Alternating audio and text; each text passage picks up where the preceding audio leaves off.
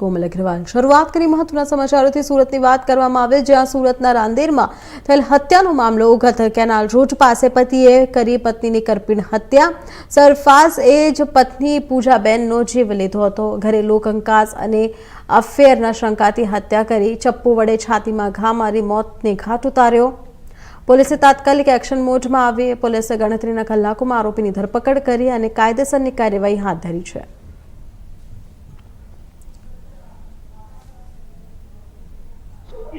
તારીખ 17 માર્ચ 2026 રોજ Pavitra residency Ramnagar walkway પાસે પૂજાબેન નામના એક મહિલાની હત્યા થયાની ઘટના રાંદેર પોલીસ સ્ટેશનમાં નોંધાઈ સમગ્ર બનાવ પતિ પત્ની તરીકે રહેતા સરફરાજ અને પૂજાબેન વચ્ચે ઘરકંકાસ ચાલતો અને આ ઘરકંકાસમાં પૂજાબેનના માનીતા ભાઈ પ્રેમ પણ અવારનવાર પૂજાબેન સાથે મુલાકાત કરતા આ બાબતની પણ જે આરોપી છે તેને કોઈ પણ કારણસર બાબત ગમતી ના હોય અને તે લઈને પણ અવારનવાર બંને વચ્ચે ઝઘડાઓ થતા આ ઝઘડાના એક અન્ય સ્વરૂપે તારીખ 17 માર્ચના રોજ ફરિયાદી મરણ જનાર અને આરોપીની મુલાકાત ઉગત કેનાલ પાસે થયેલ અને બંને વચ્ચે વાતચીત ચાલતી હતી એ વાતચીત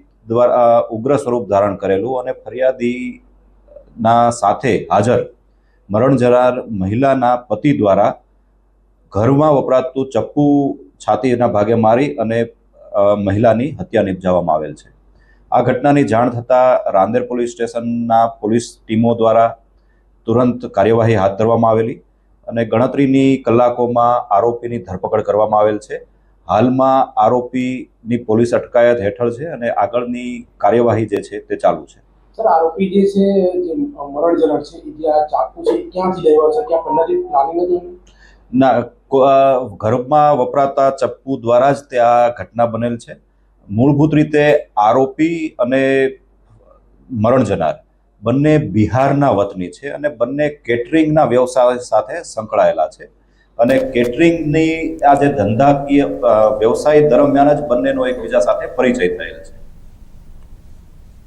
રાધનપુરના સિનાડ ગામની સિંગર કિંજલ રબારીના પ્રેમ લગ્નના વિવાદ બાદ ભાભરના રૂડી ગામમાં ચૌધરી સમાજની દીકરી પરત લાવવા અંગે ભાભરના રૂડી ગામે આજે ચૌધરી સમાજનું મહાસંમેલન યોજાયું હતું જેમાં ઉત્તર ગુજરાત સહિત રાજસ્થાનથી આંજણા ચૌધરી સમાજના આગેવાનો સાથે મોટી સંખ્યામાં સમાજના લોકો ઉમટી પડ્યા હતા આ સંમેલન બાદ ચૌધરી સમાજના લોકો દીકરીને પાછી લેવા માટે ઓગડાના ઓગડા ગામ પહોંચ્યા હતા જ્યાં જોરદાર બબાલ થઈ હતી ગાડીઓમાં તોડફોડ કરવામાં આવી તેમજ હાઈવે પર બ્લોક કરવામાં આવ્યો જેના કેટલાક વિડીયો વાયરલ થયા છે ઉશ્કેરાયેલા ટોળાએ અનેક ગાડીઓમાં તોડફોડ પણ કરી હતી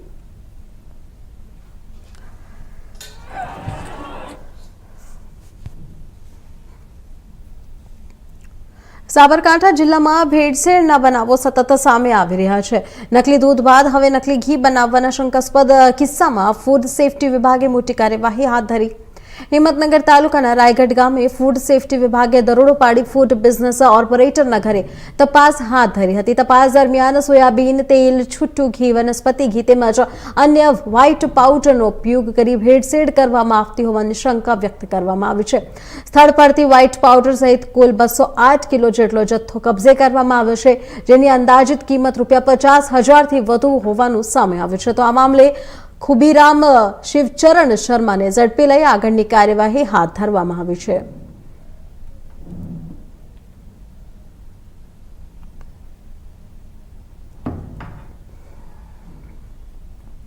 નર્મદા જિલ્લાના નાંદોદ તાલુકાના રામપુરા ઘાટ કીડી મકોડી ઘાટથી નર્મદા પરિક્રમાનો તારીખ 19મી માર્ચથી પ્રારંભ થશે આ પરિક્રમા સમગ્ર ચૈત્ર મહિનો 1 મહિના સુધી એટલે કે 17મી એપ્રિલ સુધી ચાલશે આ 14 કિલોમીટરની યાત્રાના પ્રારંભ પૂર્વ જિલ્લા કલેક્ટર SK મોદીએ રામપુરા ઘાટ ખાતે પહોંચીને શ્રદ્ધાળુઓ માટે ઊભી કરવામાં આવેલી સુવિધાઓનું નિરીક્ષણ કર્યું હતું બોટ માટે ચેકિંગ બોટમ બેરિકેડિંગ આરોગ્ય અને પાણીની સુવિધા સાવચેતી તથા દિશા સૂચક બોટ સહિત બીજી ઊભી કરવામાં આવે છે તો વ્યવસ્થાઓ નિહાળીને અમલીકરણ અધિકારીઓ તથા એજન્સીઓના પ્રતિનિધિઓએ જરૂરી સૂચના અને માર્ગદર્શન પૂરું પાડ્યું હતું ઉત્તર વાહિની મા નર્મદાની પરિક્રમા આવતીકાલે 19મી માર્ચથી શરૂ થાય છે અને 30 દિવસ ચાલશે, એટલે લગભગ 17મી એપ્રિલે આ પૂરી થશે. આપણે જાણીએ છીએ એ રીતે ભારતની તમામ નદીઓ પશ્ચિમ તરફ વહેતી હોય છે, ક્યાં તો પૂર્વ તરફ વહેતી હોય છે. નર્મદા નદી જ એક એવી છે કે જેની પરિક્રમા કરવામાં આવે છે અને એ પરિક્રમા પૈકી આ જે 7 કિલોમીટરનો જે પેચ છે એ ઉત્તર દિશામાં વહે છે, એટલે એને ઉત્તર વાહિની નદી કહી છે અને એના વાઇબ્રેશન કંઈક અલગ પ્રકારના હોય છે અને લોકો એટલે આની પ્રદક્ષિણા કરે છે. સરકાર તરફથી અને વહીવટી તંત્ર તરફથી આ વખતે અમે ખૂબ સારી વ્યવસ્થા કરી છે. આ વખતે અમે સ્પેશિયલ મહારાષ્ટ્ર, ગોવાથી બોટ મંગાવી છે અને નિયમ અનુસાર એ બોટનું સંચાલન થશે. એક બોટની અંદર લગભગ 50થી 60 જેટલા લોકો એમાં પ્રવાસ કરી શકશે. પરિક્રમાના રૂટની અંદર અમે 7 દુ 14 કિલોમીટરનો રૂટ છે, એમાં લાઇટિંગની વ્યવસ્થા કરી છે. રસ્તાઓમાં ઝાડી ઝાંખરાને એ બધું સફાઈ કર્યું છે પંચાયત ડિપાર્ટમેન્ટ દ્વારા. તદુપરાંત વન્ય પ્રાણીના ભય રહેલો છે એ જોતા વન વિભાગે અને બીજા તમામ વિભાગોએ મળી અને એ વન્ય પ્રાણીના સંરક્ષણ માટે અને જે વ્યક્તિ પરિક્રમા કરતા હશે એના પણ રક્ષણ માટેની બધી વ્યવસ્થા કરવામાં આવેલ છે. પાણીમાં જવા માટેનું આગ્રહ ન રાખતા અહીંયા અમે મા નર્મદાનું પાણી સ્પ્રિંકલ દ્વારા અમે પૂરું પાડીએ છીએ અને એના માટે બાથરૂમ પણ અમે બનાવ્યા છે નાહવા માટે. તો ત્યાં નાય, કારણ કે અહીંયા મગરનો મોટો ભય રહેલો છે. એટલે પરિક્રમાવાસીઓને ખાસ વિનંતી કે અમે નર્મદા મૈયાનું જ પાણી અહીંયા કિનારા પર જ અમે વ્યવસ્થા રાખી છે, તો ત્યાં એ પોતે નાહી શકે છે. તદુપરાંત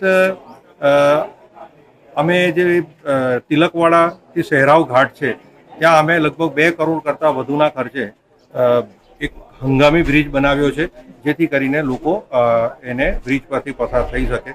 પાણીનો આવરો જે થાય છે એના પર પણ અત્યારથી અમે કંટ્રોલ કરવાનું ચાલુ કર્યું છે, જેથી કરીને પરિક્રમા સુપેરે પાર પડે. ગુજરાત ભાજપે સ્થાનિક સંસ્થાઓની ચૂંટણીઓ માટે તૈયારીઓ તેજ કરી દીધી છે. તો આજે બપોરે 2 વાગ્યે કમલમ ખાતે પ્રદેશ પ્રમુખ જગદીશ વિશ્વકર્માના અધ્યક્ષસ્થાને ચૂંટણી સમિતિની બેઠક યોજાઈ. રાજ્ય ચૂંટણી સમિતિ આ બેઠક દરમિયાન પોતાનો ચૂંટણી રણનીતિનો મકસદો રજૂ કરશે. શહેર અને જિલ્લા સ્તરે 4 સભ્યો ધરાવતી ચૂંટણી સમિતિની રચના પહેલાથી જ કરવામાં આવી. આ બેઠક ચૂંટણી માટેની કાર્યકારી વ્યૂહરચના અને ઉમેદવાર પસંદગી માટેની પ્રક્રિયા અંગે ચર્ચા પર ધ્યાન કેન્દ્રિત કરશે.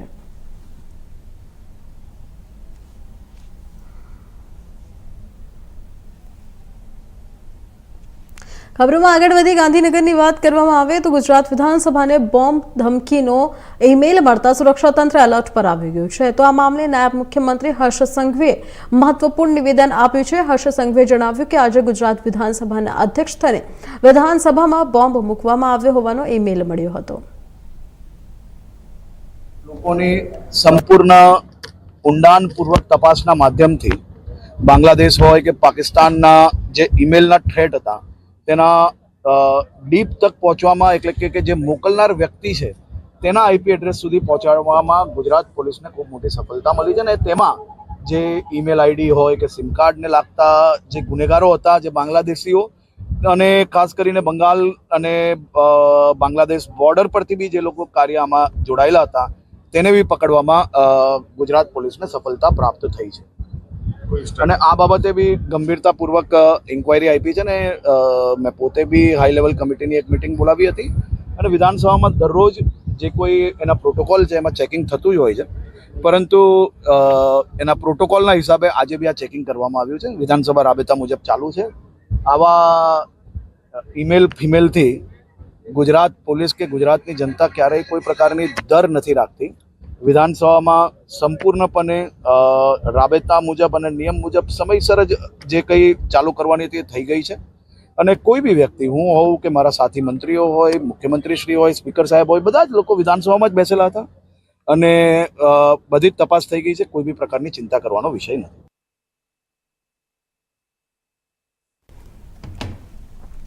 વાઘોડિયામાં આંગણવાડી કાર્યકર બહેનો તેમજ તેડાગર બહેનો હડતાલ પર બેઠી 175 આંગણવાડીની કાર્યકર બહેનો તેડાગર બહેનો મળી 350 બહેનો હડતાલ પર બેઠી વાઘોડિયા તાલુકા પંચાયત ભવનના બેસમેન્ટમાં બહેનો હડતાલ પર બેઠી છે પોતાની માંગણીઓના સંતોષાય તો 3 દિવસની હડતાલ પર બહેનોએ સૂત્રોચ્ચાર કરી ધૂન સાથે સરકાર સામે પોતાનો રોષ વ્યક્ત કર્યો પોતાની પડતર માંગણીને લઈને હડતાલ પર બેઠી છે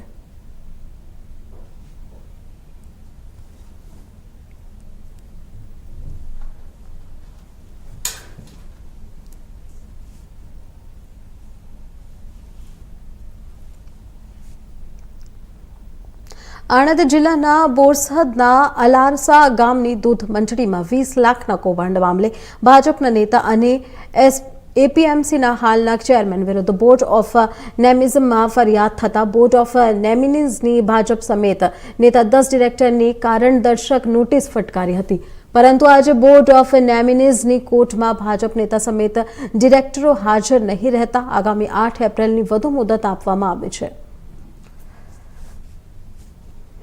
ચૌહાણ ભાવભાઈ મણિભાઈ હું મૂળ વતન અલારસામાં રહું છું અને અલારસા દૂધ મંડળીમાં સ્થાનિક ઓડિટર તરીકે કામ કરું છું હવે અમારા દૂધ મંડળીની અંદર અલારસા દૂધ મંડળીના આગામી ગઈ સમયમાં 20 લાખ રૂપિયાનું એક કૌભાંડ થયેલું છે એમાં દૂધ મંડળીનું મકાન બનાવવા માટે આ લોકોએ ખોટા ઠરાવ ખોટી સહીઓ કરી 20 લાખ રૂપિયાનું કૌભાંડ આચર્યું હતું પણ એમનું કોઈ મકાન બન્યું નથી કે એમનું કોઈ કાર્ય થયું નથી આ બધું મને માલુમ પડવાથી હું મારા મિત્ર પ્રવીણભાઈ સાથે અમે દૂધ મંડીમાં જઈને આ લોકો જોડે અમે વાતો કરી કે ભાઈ આ રીતનું કર્યું છે તો આ લોકો એવું કહ્યું કે ભાઈ અમે કશું કર્યું નહીં અમે લીગલી બધું કામ કર્યું છે તો અમે બધું સાબિતી માંગી અનલીગલી બધું કામ હતું કે ત્રણ સહીઓ હતી ખોટા ઠરાવો હતા બંધ માટે મિટિંગો કરી હતી કોઈ મિટિંગ નહીં કરેલી તે છતાંય મિટિંગ બનાવેલી અને આ લોકોએ આવું કામ કરેલું અને અમે જિલ્લા રજિસ્ટર પાસે ગયા જિલ્લા રજિસ્ટરને અરજી કરી જિલ્લા રજિસ્ટર અમારે કોઈ કાર્યવાહી ઉપર કોઈ નોંધ લીધી નહીં તો આજે હારી થાકી કંટાળી અને અમે નોમિની કોર્ટમાં ફરિયાદ દાખલ કરેલી તો નોમિની કોર્ટમાં ફરિયાદ દાખલ કરી આજે અમારી તારીખની મુદત હતી કે 18/3ની મુદત હતી તો આજે 18/3 અમે કોર્ટમાં પધાર્યા જ્યારે સામેની પાર્ટીમાંથી કોઈ પ્રમુખ કે કોઈ પાર્ટી આવી નથી તો આગામી મુદત અમને 8/4ની તારીખ આપવામાં આવી છે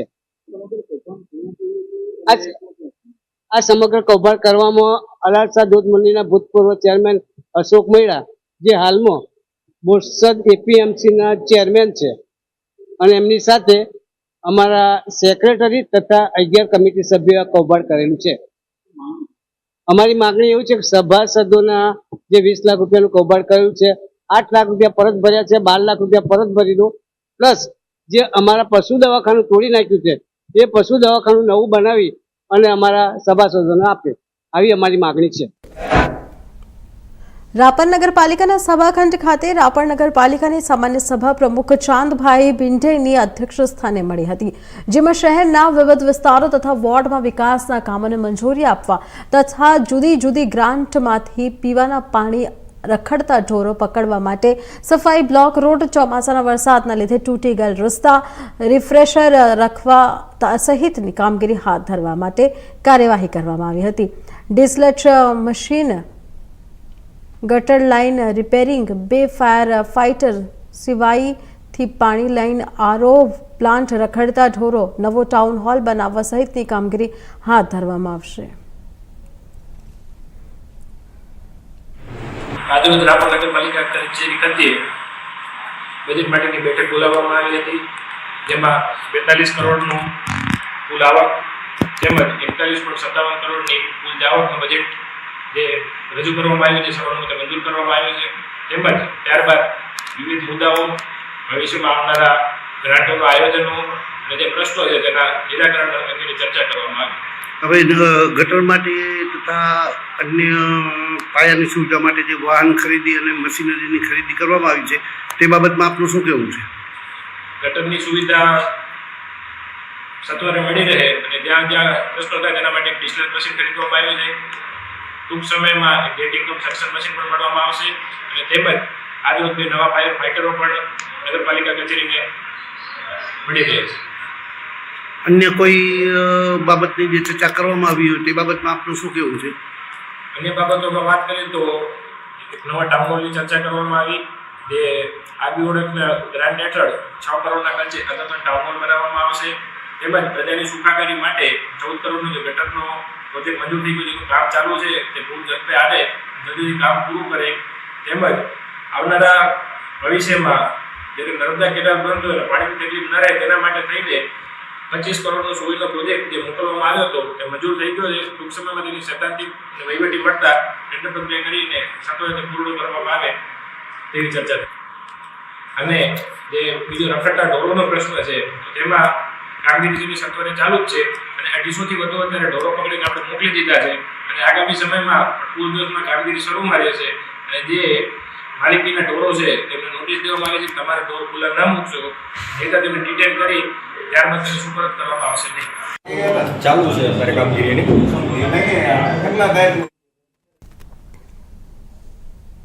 વડોદરા સેન્ટ્રલ જેલમાં કાચા કામના આરોપી જયેશભાઈ નટવરભાઈ પંડ્યાનું મોત થતાં ચકચાર મચી જવા પામી છે.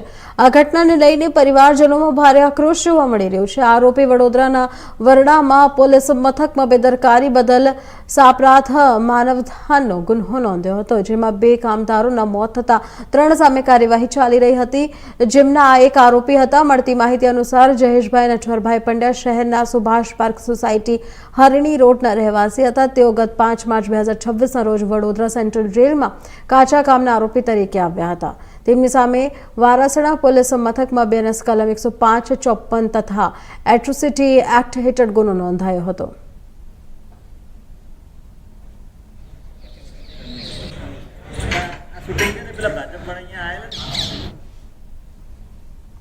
વડોદરામાં મધ્ય ગુજરાતની સૌથી મોટી ગણાતી બરોડા ડેરીની ચૂંટણી માટે મતદાન યોજાયું હતું, જેમાં મતદાન સાંજે પૂર્ણ કરવામાં આવ્યા હતા, જે બાદ 4 વાગે મતગણતરી હાથ ધરવામાં આવી હતી. ચૂંટણીઓ થતી હોય છે ને થતી રહેશે ત્યારે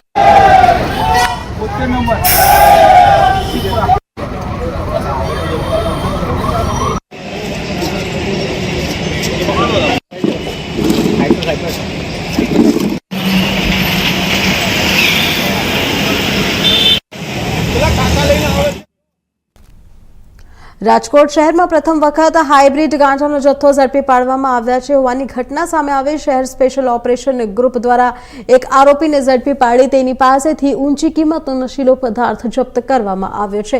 ડીસીપી ક્રાઇમ જગદીશ બાંગરવા દ્વારા મીડિયા સાથેની વાતચીતમાં જણાવ્યું હતું કે ચોક્કસ બાતમીના આધારે મંગળવારે જેકે ચોક નજીકથી 26 વર્ષીય ધ્રુવ જોશીની ધરપકડ કરવામાં આવી હતી. તેની પાસેથી અંદાજે 69.380 ગ્રામ હાઇબ્રિડ ગાંજો જપ્ત કરવામાં આવ્યો, જેની બજારમાં કિંમત લગભગ 2.5 લાખ હોવાનું જણાવ્યું છે. ઉપરાંત અન્ય કુલ સહિત રકમ 3.5 લાખનો મુદ્દામાલ કબજે કરવામાં આવ્યો છે. આ મામલે NDPS એક્ટ હેઠળ ડીસીબી પોલીસ સ્ટેશન ખાતે ગુનો નોંધી વધુ તપાસ હાથ ધરવામાં આવી છે. પોલીસને પ્રાથમિક પૂછપરછમાં આરોપી મૂળ મુંબઈનું રહેવાસી હોવાનું સામે આવ્યું અને છેલ્લા 1.5 થી 2 વર્ષથી રાજકોટમાં રહેતો હતો.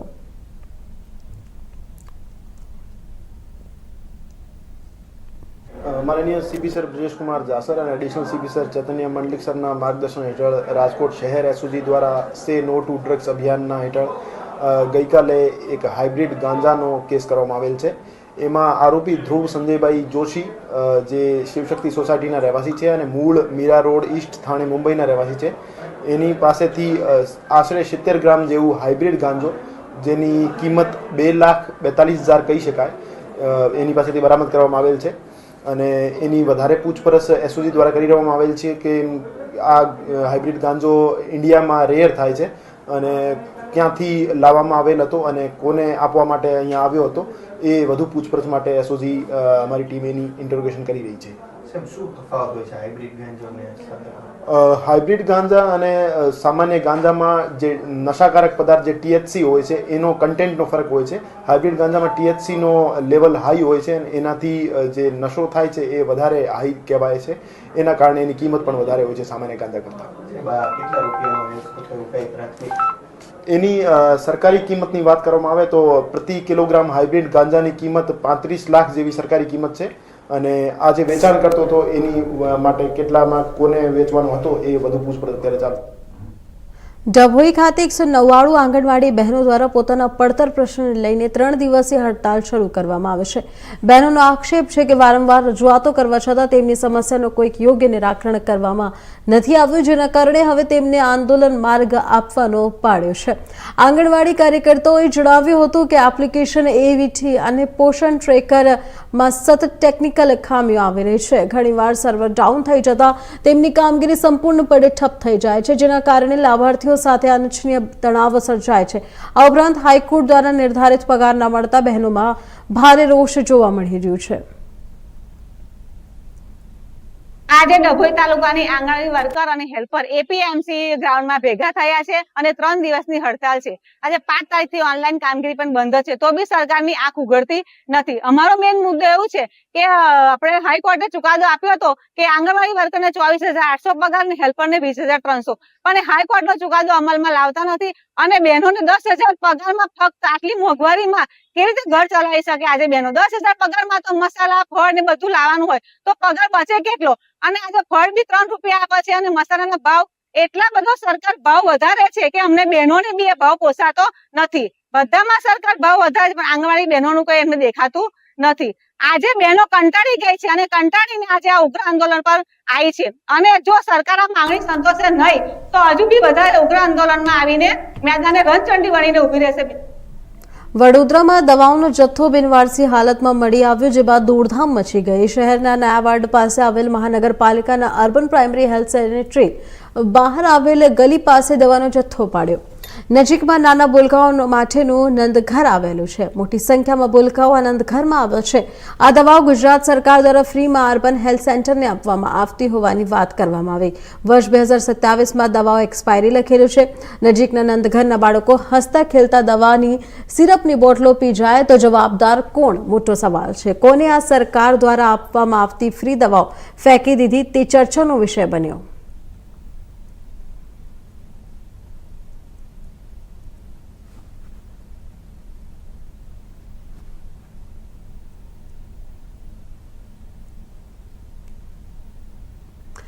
તો આપણે જણાવી દઈએ કે આ ખબર વડોદરાથી છે, જ્યાં અર્બન હેલ્થ સેન્ટર બહાર ગલીમાં ખુલ્લી દવાઓ પડી કરવામાં આવે છે. સરકાર દ્વારા ફ્રીમાં જે દવાઓ આપવામાં આવે છે, જે બાળકોના નંદઘર નજીક દવાઓ ફેંકવામાં આવે છે. જે નાના બાળકો ખેલકૂદમાં આ દવા પી લે તો જવાબદાર કોણ હશે? ફ્રી દવાઓ કોને ફેંકી? એક સવાલ ઊભો થઈ રહ્યો છે. તો અર્બન હેલ્થ સેન્ટર બહાર આ વિડીયો સામે આવ્યો છે, જ્યાં નાના ભૂલકાઓના નંદઘર બહાર આ સરકારી દવાઓ ફેંકી દેવામાં આવે છે, જે ફ્રીમાં લોકોને આપવામાં આવતી હોય છે. વડોદરા મહાનગરપાલિકા અર્બન પ્રાઇમરી હેલ્થ સેન્ટરની પણ આ જવાબદારી સામે આવી રહી છે. તો પ્રાઇમરી હેલ્થ સેન્ટરની બહાર આવેલી ગલી પાસે દવાનો જથ્થો પાડ્યો હતો. નજીકમાં નાના ભૂલકાઓ માટેનું નંદઘર આવેલું છે. મોટી સંખ્યામાં ભૂલકાઓ આ નંદઘરમાં આવે છે. આ દવાઓ ગુજરાત સરકાર દ્વારા ફ્રીમાં અર્બન હેલ્થ સેન્ટરને આપવામાં આવતી હોવાની વાત કહેવામાં આવી રહી છે. તો વર્ષ 2027માં દવાઓનું એક્સપાયરી છે, એમાં લખેલું છે નજીકના નંદઘરના બાળકો હસતા ખેલતા હોવાની સિરપની બોટલો પી જાય તો જવાબદાર કોણ? એ પણ એક મોટો સવાલ ઊભો થઈ રહ્યો છે. કોને આ સરકાર દ્વારા આપવામાં આવતી ફ્રી દવાઓ ફેંકી દીધી છે તે ચર્ચાનો એક મોટો વિષય બન્યો છે.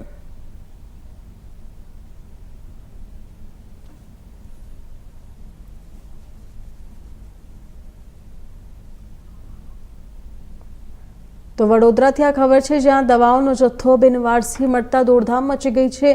શહેરના નયાવાડ પાસે આવેલ મહાનગરપાલિકાના અર્બન પ્રાઇમરી હેલ્થ સેન્ટરની બહાર આવેલી ગલી પાસે દવાનો જથ્થો પડ્યો હતો. નજીકમાં નાના બોલકાઓ માટેનું નંદઘર આવેલું છે. મોટી સંખ્યામાં બોલકાઓ આ નંદઘરમાં આવે છે અને આ દવાઓ ગુજરાત સરકાર દ્વારા ફ્રીમાં અર્બન હેલ્થ સેન્ટરને આપવામાં આવી હતી એ હોવાની વાત પણ કહેવામાં સામે આવે છે. વર્ષ 2027માં એમની એક્સપાયરી છે. નજીકના નંદઘરના બાળકો હસતા ખેલતા દવાની સિરપની બોટલો પી જાય તો જવાબદાર કોણ? તે એક મોટો સવાલ પણ ઊભો થઈ રહ્યો છે. કોને આ સરકાર દ્વારા આપવામાં આવતી ફ્રી દવાઓ ફેંકી દીધી છે? એક ચર્ચાનો વિષય પણ બન્યો છે.